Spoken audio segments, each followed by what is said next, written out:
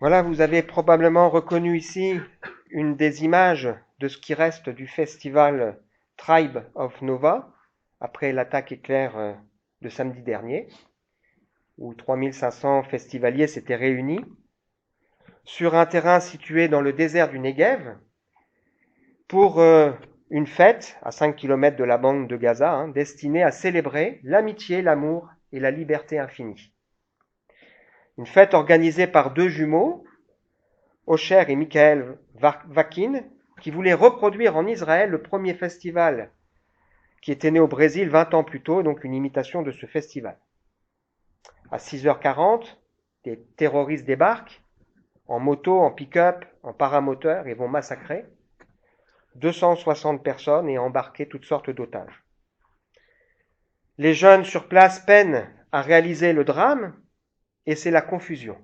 Quand ils essaient de s'enfuir, ça crée des embouteillages, des carambolages, et puis voilà, il arrive ce qui malheureusement est arrivé. Quand on voit ces images, on se dit le monde est fou. Et chacun, je pense, sur la scène internationale comprend que débute alors un nouveau conflit qui aura des impacts dans le monde entier.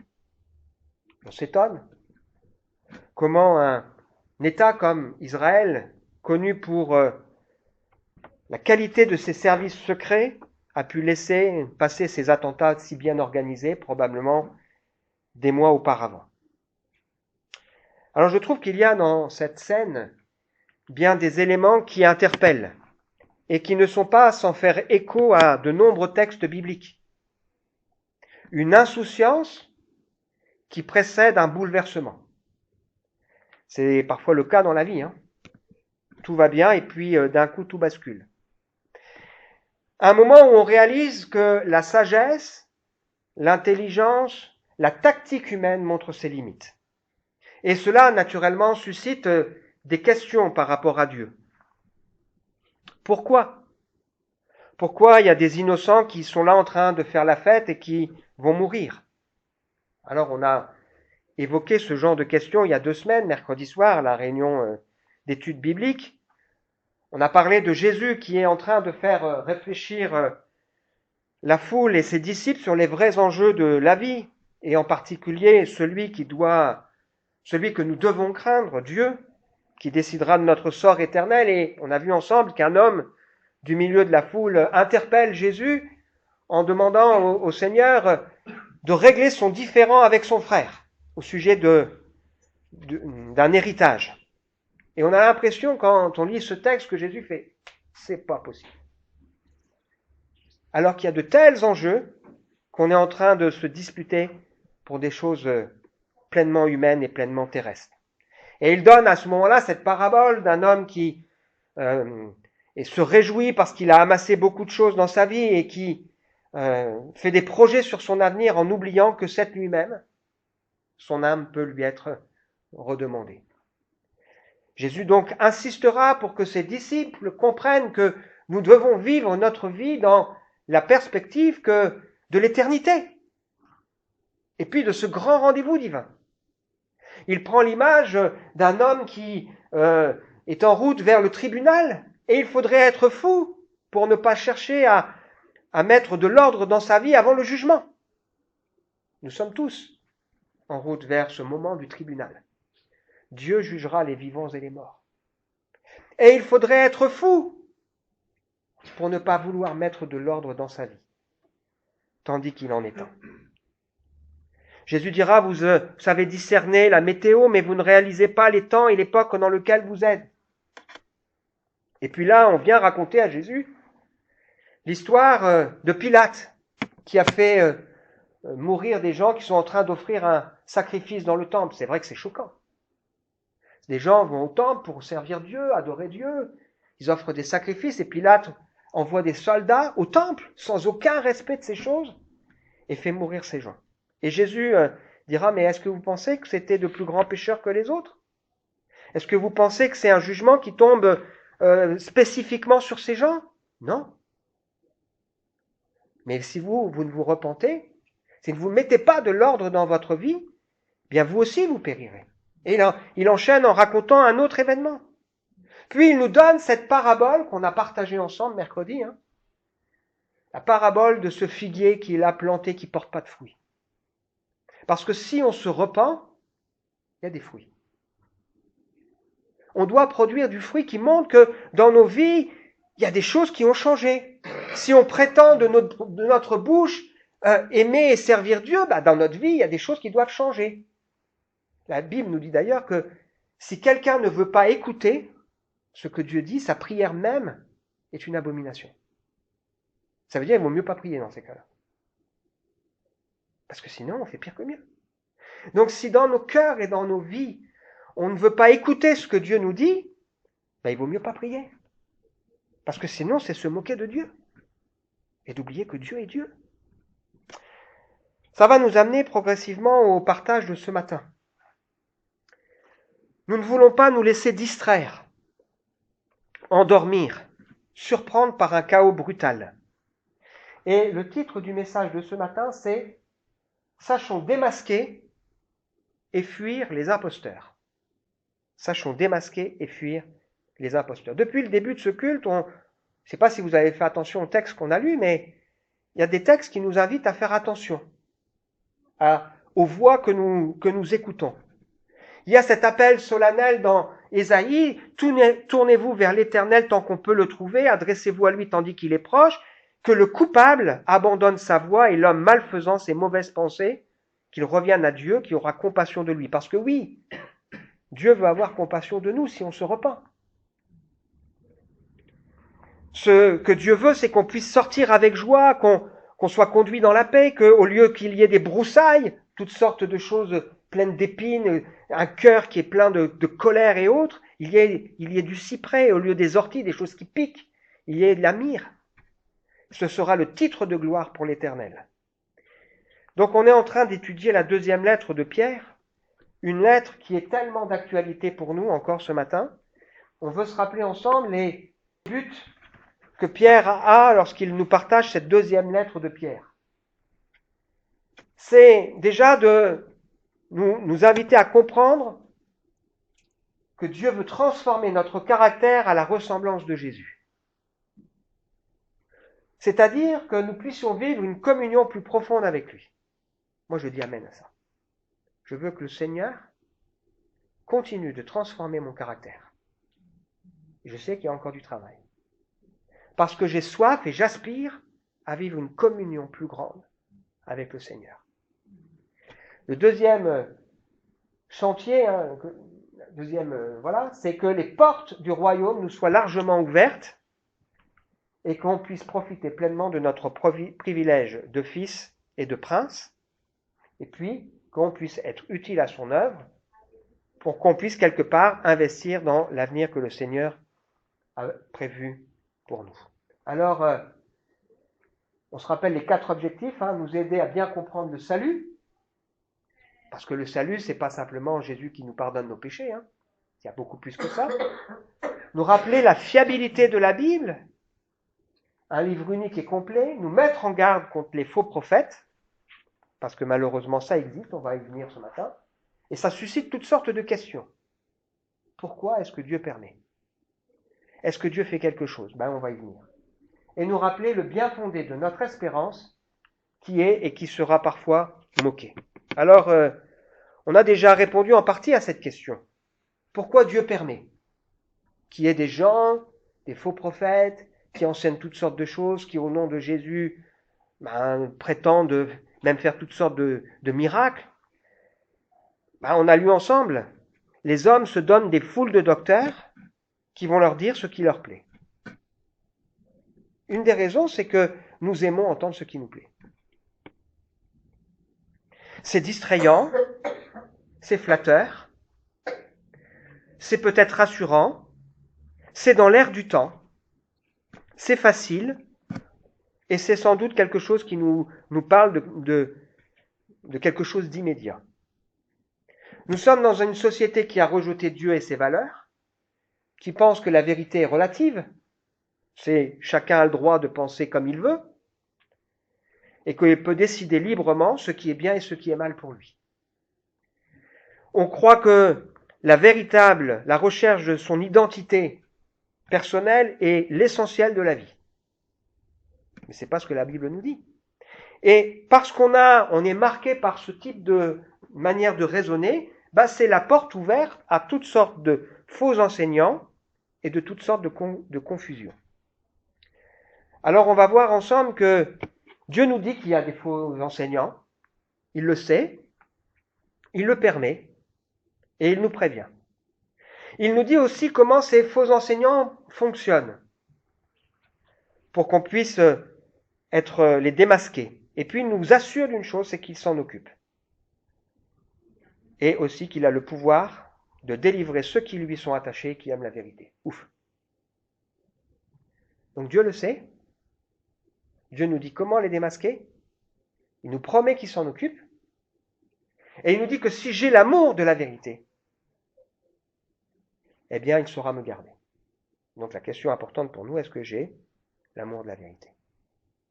Ou est-ce que j'ai envie d'entendre ce qui me plaît?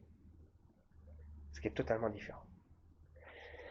Alors on va lire ensemble les 9 premiers versets de la deuxième lettre de Pierre au chapitre 2 et on va se concentrer ce matin essentiellement sur les 3 premiers versets. De Pierre, chapitre 1er, versets 1 à 3 qui va être l'objet, puis on va lire jusqu'au verset 9. Autrefois, il y a eu des prophètes de mensonges parmi le peuple d'Israël.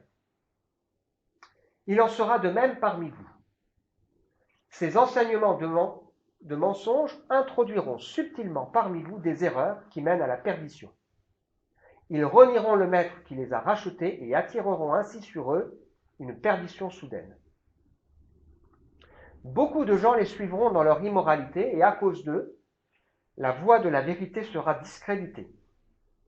Par amour de l'argent, ils vous exploiteront avec des histoires de leur propre invention, mais il y a longtemps que leur condamnation est à l'œuvre et que la perdition les guette. En effet, Dieu n'a pas épargné les anges qui ont péché, il les a précipités dans l'abîme où ils sont gardés pour le jugement, enchaînés dans les ténèbres. Donc les anges qui ont péché, la rébellion de cet ange qui est Satan, qui a entraîné avec lui d'autres anges, Dieu les a déjà jugés, il a déjà fait quelque chose. Il n'a pas non plus épargné le monde ancien, lorsqu'il fit fondre le déluge sur ce monde, qui n'avait aucun respect pour lui. Il a néanmoins protégé Noé, qui appelait ses contemporains à mener une vie juste, ainsi que 7 autres personnes avec lui. Donc, à l'époque de Noé, Dieu a agi. Il a condamné à la destruction les villes de Sodome et Gomorrhe en réduisant en cendres pour donner à ceux qui se révoltent contre lui un exemple de ce qui leur arrivera. À l'époque de Sodome et Gomorrhe, Dieu agit. Donc Dieu nous dit que ça arrive, il va nous expliquer comment les démasquer, et il nous assure d'une chose, il s'en occupe. Et il nous assure aussi d'une chose, c'est qu'il s'est occupé de Noé pour le protéger. Comme d'autres. Lot. Il a délivré Lot, cet homme juste, qui était consterné par la conduite immorale des habitants débauchés de ces villes. Car en les voyant vivre et en les entendant parler, cet homme juste qui vivait au milieu d'eux était tourmenté jour après jour dans son cœur intègre à cause de leur agissement criminel. Ainsi le Seigneur s'est délivré de l'épreuve, ceux qui lui sont attachés, et réservé ceux qui font le mal pour le jour du jugement où ils seront châtiés. Je dis amen à ça. C'est rassurant.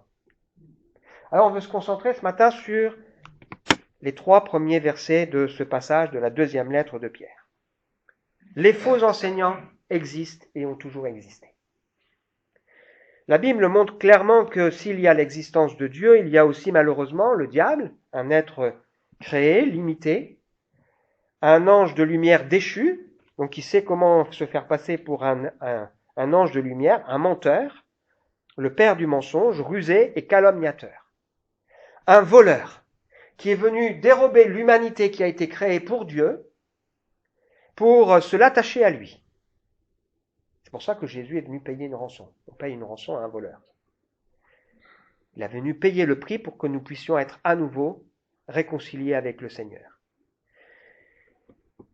Et l'un des plus grands outils que le diable va utiliser, c'est qu'il va nous dire ce qu'on a envie d'entendre.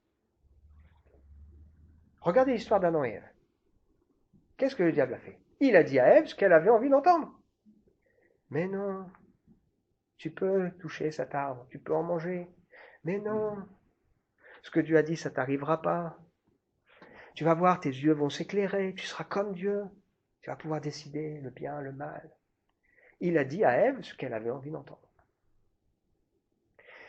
Voilà pourquoi dans la Bible, il est aussi intéressant pour nous de lire l'Ancien Testament. Parce que dans l'Ancien Testament, nous avons des exemples de choses qui peuvent encore se reproduire aujourd'hui. Vous avez dans l'Ancien Testament des faux enseignants qui ont annoncé d'autres dieux, oui c'est vrai, mais vous en avez aussi qui étaient au milieu du peuple d'Israël et qui détournaient le peuple de ce que Dieu voulait. Vous avez en particulier, je crois que c'est 1 Roi au chapitre 23, chapitre 22, vous avez 400 faux prophètes qui vont dire au roi ce qu'il a envie d'entendre. Puis il y en a un autre qui s'appelle Michée. Alors lui, le roi, il dit, est-ce qu'on pourrait pas quand même lui demander à lui Ah mais non, pas lui, il dit toujours des choses qui sont pas sympas. Mais Michée, il marchait avec Dieu. Et donc il y a cette réalité qui existe, il y a des faux enseignants, Dieu l'a permis, pour révéler aussi si nous avons ou pas l'amour de la vérité et le désir d'obéir au Seigneur. Alors on a lu ensemble, Jésus le dit, comment on peut reconnaître déjà aux fruits. Est-ce que ces personnes nous attachent à Dieu ou est-ce qu'elles nous détournent pour nous faire entendre ce que nous avons envie d'entendre? Est-ce qu'elles nous poussent à l'obéissance ou est-ce qu'elles nous laissent faire ce que nous on a envie de faire? Ça vous est peut-être déjà arrivé qu'on prenne certains de vos propos et qu'on les déforme. Ça ne fait pas plaisir. Souvent, c'est pour faire du mal. Est-ce que vous croyez que Dieu aime qu'on prenne des propos qu'il a pu nous donner et qu'on les déforme? Non. C'est pour ça que dans l'Apocalypse, il nous est dit, si quelqu'un ajoute quelque chose à ce qui a été écrit, Dieu le frappera des fléaux décrits dans ce livre. Si quelqu'un retranche quelque chose des paroles du livre de cette prophétie, Dieu retranchera sa part de l'arbre de vie et de la ville sainte. C'est une grave offense que de falsifier l'identité de Dieu, l'identité de Jésus. C'est une grave offense que de mépriser l'œuvre du Seigneur. C'est une grave offense que de déformer les paroles de Jésus ou ses intentions. C'est une grave offense. Dans les commandements, dans les 10 commandements, je vous invite vraiment à connaître ces 10 commandements par cœur. Il y a le 3e qui dit « Tu n'utiliseras pas le nom de l'Éternel ton Dieu pour tromper. Car Dieu ne laisse pas impuni celui qui utilise son nom pour tromper. » C'est grave. On peut utiliser le nom de Dieu pour tromper. Pour se servir de Dieu et pas servir Dieu. Pour vouloir que des personnes se rallient à notre cause au lieu de vouloir finalement faire avancer le règne de Dieu. On peut utiliser ceux qui se revendiquent du nom de Dieu parce qu'on sait qu'à la porte des églises, il y a souvent des gens qui viennent et qui quémandent. Pourquoi? Parce qu'on sait que les chrétiens, ils sont ouverts, voilà. On se sert. Vous savez, il y a de la manipulation. Et on a de nombreux exemples dans l'Ancien Testament. Jérémie au chapitre 5 nous dit que le peuple a un cœur rétif et rebelle. Ils ne disent pas dans leur cœur « Révérons l'Éternel, lui qui est notre Dieu, qui nous donne les pluies, chacune en sa saison, les pluies d'automne et celles du printemps, lui qui nous réserve les semaines fixées pour faire la moisson. Mais vos péchés ont tout dérangé, vos fautes vous ont privé de ces biens. Au sein de mon peuple se trouvent des méchants. Ils épient leurs victimes comme des oiseleurs, tentent des pièges mortels et attrapent des hommes. Fraude, aucun respect des droits. Dieu dit, n'interviendrai-je pas contre ces gens? Des choses stupéfiantes, des abominations ont lieu dans leurs prophéties. Les prophètes ne disent que des mensonges, et les prêtres dominent au nom de leur autorité. Et mon peuple trouve tout cela normal. Donc on a de nombreux textes de la Bible qui nous révèlent qu'il y aura ce genre de choses. Elle nous dit même qu'un des signes des temps, c'est que les faux prophètes s'élèveront et séduiront beaucoup de gens parce que le mal et l'iniquité se sera accrue et que la charité du plus grand nombre se refroidira. Mais celui qui persévérera jusqu'à la fin sera sauvé. Comment il fonctionne d'après ce texte? J'avais hésité à mettre l'image du cheval de Troie. Vous savez, le cheval de Troie, l'histoire, vous savez plus bien. C'est à un moment donné, On fait croire qu'on a perdu la guerre, on s'en va, mais on a construit un cheval dans lequel il y a des hommes qui sont cachés avec des armes, et on fait croire qu'on offre ce cheval à la déesse Athéna. Et comme on fait croire qu'on l'offre à la déesse Athéna, eh ben on fait rentrer ça dans la ville de Troie. Et puis au bon moment, à un moment donné, ils sortent, les autres viennent, et puis voilà comment a fonctionné le cheval de Troie. Il s'introduit sournoisement, déguisé en lumière. Mais en réalité, c'est le mensonge. C'est exactement ce que nous dit ce texte. On est parfois surpris de se dire, mais comment ça se fait que il y a des gens qui ils étaient là au milieu et puis il y a un tel changement, etc. On ajoute aux vérités d'autres choses. Celui qui est au centre de l'adoration, ce n'est plus Dieu, mais l'homme. Ce n'est pas la sainteté et la repentance qui est annoncée, mais c'est la recherche de l'estime de soi. Et la Bible nous montre que c'est quelque chose de subtil. Il se glisse parmi nous avec un message qui est rarement frontal, mais un message qui est insidieux. J'ai connu avec l'Église plusieurs fois ce genre de situation. À un moment donné, on avait dans l'Église une jeune femme qui venait avec 2 filles, et il y avait son oncle. Et un jour, son oncle lui avait offert un livre de quelqu'un qui avait des révélations en dehors de la Bible, et elle trouvait ce livre, en le lisant, formidable, et elle commençait à en parler un peu autour d'elle, et son oncle lui avait dit, surtout, il ne faut pas le dire à Raphaël. Il ne va pas aimer. C'est subtil. Et ça dit aux gens ce qu'ils ont envie d'entendre. Ça leur fait penser qu'ils peuvent savoir des choses que les autres ne savent pas. J'ai aussi connu une dame qui est venue à l'église, qui disait, moi, je connais quelqu'un qui peut vous aider à avoir la puissance. Je voudrais vous mettre en rapport avec cet homme, mon pasteur, il peut vous aider à avoir la puissance. M'envoyer des vidéos et autres, oh là là, catastrophe. C'est subtil. Oh, c'est difficile, le terrain est difficile. Alors il y a des gens qui ont du succès et qui savent comment avoir la puissance. Aujourd'hui, cette dame, elle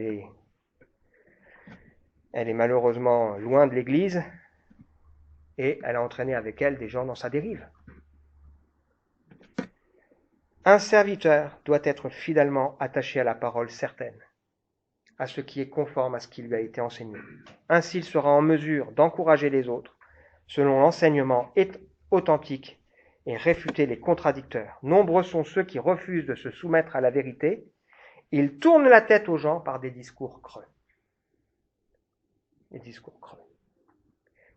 C'est pour ça que ce chapitre 2, il n'arrive pas au début. Avant, il y a le chapitre 1, qu'on a largement pris le temps de méditer, de regarder ensemble. Ce chapitre 1 qui nous dit que Dieu nous a donné tout ce qui est nécessaire à la vie et à la relation avec lui. Les plus grandes, les plus précieuses promesses, pour que par elles on puisse fuir la corruption qui existe dans le monde par la convoitise, et nous invite à faire tous nos efforts pour joindre à notre foi l'attachement à Dieu. Enfin, je ne vais pas redire tout le texte. Ce texte, je le connais bien, parce que c'est un texte tellement important pour nous. Et Pierre qui dit, je voudrais encore et encore vous tenir en éveil par mes avertissements. La parole de Dieu est tellement riche, tellement profonde.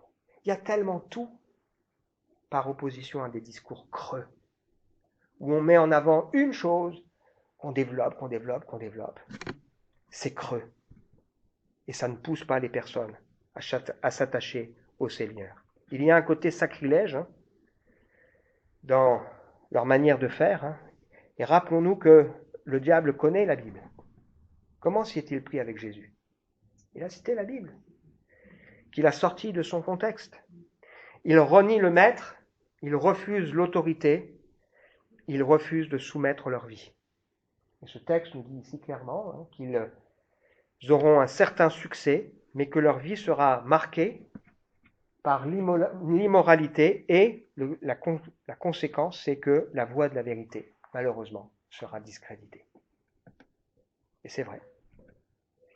Dieu le sait, Dieu le permet, et Dieu est sage, et Dieu a raison.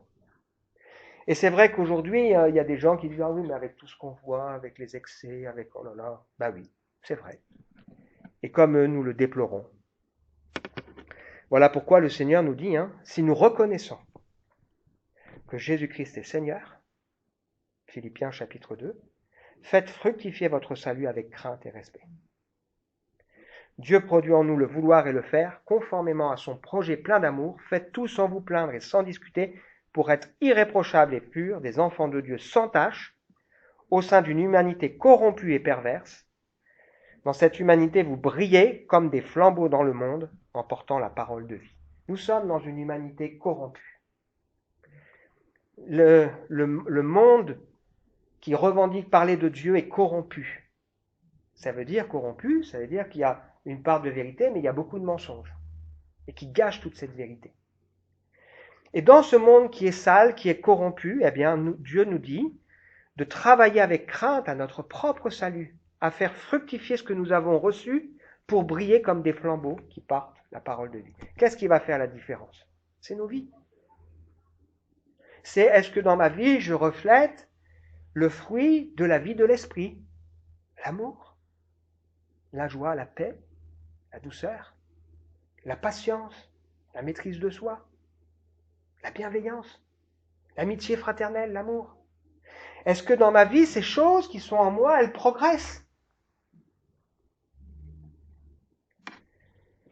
Il change la grâce de Dieu en dérèglement et renie notre seul Maître et Seigneur Jésus-Christ. Ce dérèglement, il peut avoir plusieurs formes, évidemment. Un des mobiles, c'est aussi la cupidité. Satan lui-même se déguise en ange de lumière. Il n'est donc pas étonnant que ses ministres aussi se déguisent en ministres de justice. Leur fin sera selon leurs œuvres. Donc ils utilisent des paroles trompeuses, comme il nous est dit ici. Donc le mot qui a employé, c'est plastos, qui a donné le mot plastique, c'est-à-dire c'est du toc. C'est quelque chose qu'on peut déformer dans tous les sens, mais qui est loin, en fait, de la vérité.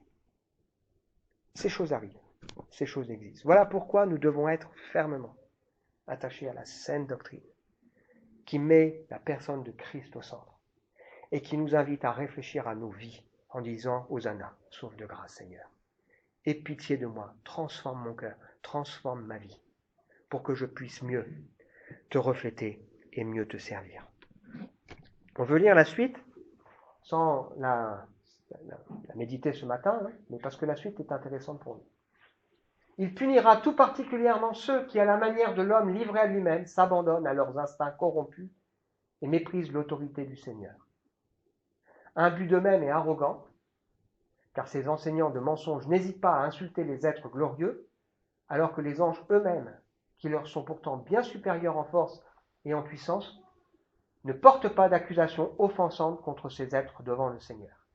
Mais ces hommes-là agissent comme des animaux, dépourvus de raison, qui ne suivent que leurs instincts et sont tout juste bons à être capturés et tués, car ils se répandent en injures contre ce qu'ils ne connaissent pas.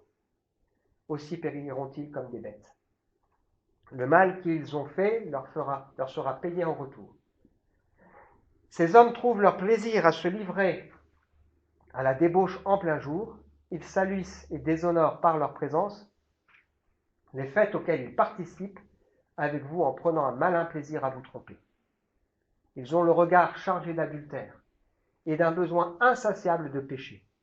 Ils prennent au piège les personnes mal affermies. Ils n'ont plus rien à apprendre en ce qui concerne l'amour de l'argent. Ils sont sous la malédiction divine. Ils ont abandonné le droit chemin et se sont égarés en marchant sur les traces de Balaam, fils de Béor, qui a aimé l'argent mal acquis. Mais il a été rappelé à l'ordre par sa désobéissance. C'est une ânesse muette qui, se mettant à parler d'une voix humaine, a détourné le prophète de son projet insensé. Il y a quand même quelque chose d'amusant là. Dieu, il montre à un prophète qui a invité, on l'étudiera, qui a invité le peuple, qui a poussé le peuple à pécher. Il lui montre que Dieu peut utiliser une ânesse pour parler. C'est pour vous dire le peuple Israël. Ouais. Il peut utiliser une ânesse, il peut utiliser un âne, muet en plus, pour parler. Ces enseignants de mensonges sont comme des sources qui ne donnent pas d'eau, comme des nuages poussés par la tempête. Dieu leur a réservé une place dans les ténèbres les plus profondes. Ainsi, leur discours grandiloquent mais creux, ils cherchent pour satisfaire leurs désirs tout humains à appâter par l'attrait de la sensualité ceux qui viennent à peine d'échapper du milieu des hommes vivant dans l'erreur. Ils leur promettent la liberté, alors qu'ils sont eux-mêmes esclaves des passions qui les mènent à la ruine. Car tout homme est esclave de ce qui a triomphé de lui. Si après s'être arrachés aux influences corruptrices du monde par la connaissance qu'ils ont eue de notre Seigneur et Sauveur Jésus-Christ, ils se laissent de nouveau prendre et dominer par elle, leur dernière condition est pire que la première. Il aurait mieux valu pour eux ne pas connaître le chemin d'une vie juste, plutôt que de s'en détourner après l'avoir connu et d'abandonner le saint commandement qui leur a été transmis. Il confirme la vérité de ses proverbes. Le chien retourne à ce qu'il a vomi, et la truie, à peine lavée, se vautre de nouveau dans la boue. Hors de ma portée, savoir trop sublime pour que je l'atteigne. Conclusion pour nous ce matin. La fin de la lettre de Pierre nous dit « Quant à vous, mes chers amis, vous voilà prévenus. Prenez garde de ne pas vous laisser entraîner par l'égarement de ces hommes, vivant sans respect pour Dieu, et de perdre ainsi la position solide que vous occupez. Au contraire, progressez sans cesse dans la grâce et dans la connaissance de notre Seigneur et Sauveur Jésus-Christ. À lui soit la gloire, dès maintenant et pour l'éternité. Amen. Sachons démasquer et fuir les imposteurs, que Dieu mette en nous l'amour de la vérité. Sachons aussi réaliser quelle est notre priorité, que son nom soit sanctifié, que son règne vienne, que sa volonté soit faite. Ce qu'on entend, ce qu'on écoute a un impact sur nous, alors soyons particulièrement prudents et attentifs. C'est au fruit qu'on reconnaît là. Et c'est pas possible qu'un mauvais arbre donne du bon fruit. C'est un fruit qui peut sembler bon au début, mais il sera forcément mauvais après. C'est pour ça que si on voit un mauvais arbre, il faut arrêter. Et puis comme le rappelle ce texte, faisons fructifier notre salut avec crainte et respect pour être des flambeaux qui portent la parole de vie. Amen. Je veux prier que le Seigneur nous aide. Et il y a tellement de boulot déjà dans nos cœurs, que le Seigneur nous aide vraiment à ce qu'il puisse travailler encore en nous. Seigneur, on est là devant ta face, ensemble ce matin. On est conscient qu'on vit dans un monde, il y a une fausse sécurité qui règne et un chaos qui surprend toujours. On sait que c'est la même chose parfois dans des endroits où on revendique parler de Dieu. On sait que ta parole est la vérité, que Jésus est le chemin, la vérité et la vie. Tu veux que la vérité soit au fond de nos cœurs et tu veux que nous ayons en nous l'amour de la vérité. Je te prie, Père, pour que chacun d'entre nous, nous puissions, comme les Béréens, vérifier si ce qu'on nous enseigne est exact. Parce que on ne veut pas, Seigneur, se laisser séduire et détourner de ce qui est essentiel. Tu nous invites à porter nos regards sur toi ce matin. Tu nous invites aussi à sonder nos cœurs pour que nous puissions réfléchir. Est-ce que nous sommes sur le chemin étroit qui va vers la vie éternelle? Est-ce que nous sommes comme celui qui construit sa maison sur le roc? C'est vrai, la tempête peut venir. Mais celui qui écoute ta parole et qui désire la mettre en pratique. Je te prie, Seigneur, pour que si le Saint-Esprit nous parle ce matin, nous reprend, nous invite à mettre de l'ordre dans nos vies, dans nos cœurs, personne ne fasse taire cette voix pour écouter d'autres voix qui lui diront ce qu'elle a envie d'entendre. Mais qu'au contraire, Seigneur, nous puissions les uns et les autres décider de faire ta volonté. Aide-moi, Seigneur, à rester fidèle. Aide-moi, Seigneur, à ce que toujours j'invite les personnes à se tourner vers toi et pas autre chose.